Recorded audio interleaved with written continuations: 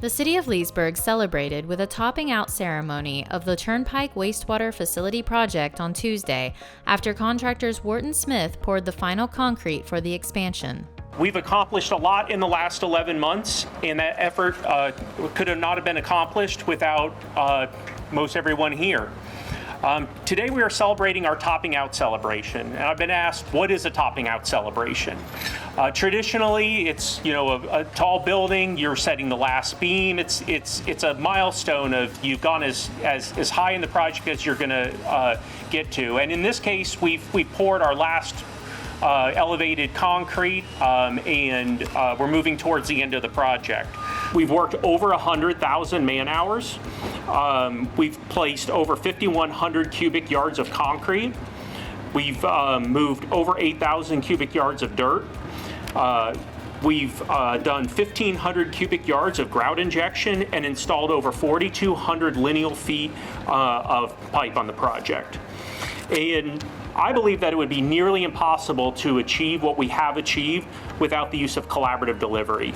Although the project is not 100% complete, with this milestone, it is expected to finish earlier than the original date of March 2022 and come in just under the $22 million budget. We're here at the Turnpike Wastewater Treatment Facility topping off ceremony where basically we're putting in the last few pieces of major work to get the retrofit project done. The retrofit project got this plant's capacity to go up from about 3.5 million gallons of wastewater treating a day to about 4.5 million a day.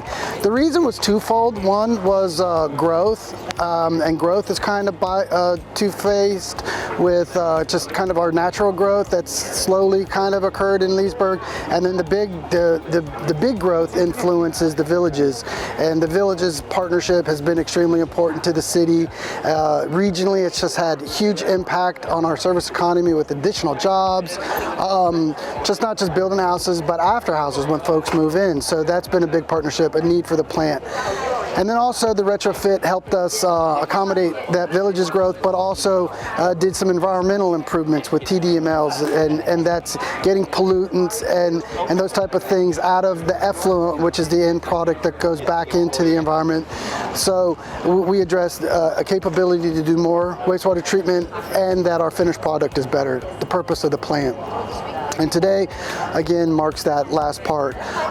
Once this is done, it's looking like we're going to have to move in and do another expansion because of the impact from the villages and all the growth that we're seeing in the region. So we'll move right into that.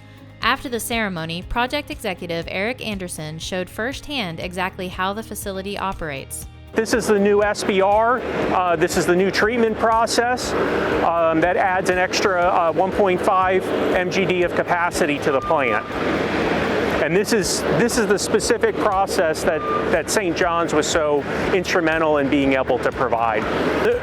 This end of the basin here, this is where the water actually comes into the plant from the headworks.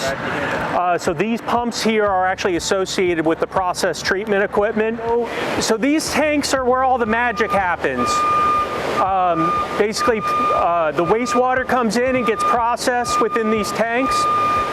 We had two critical paths on the project. We had the critical path to actually get us through to completion of the project, and then we had the critical path for the operations staff. And the critical path for the operations staff started right here.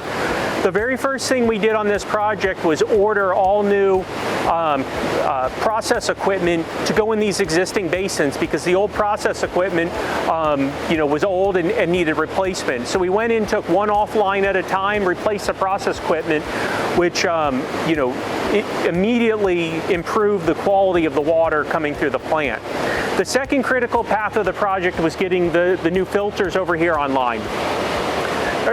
Initially, since the plant was built, the plant has been using they're a sand filter, and they need rehab over time, and it was getting to the point where they were not as effective as they used to be.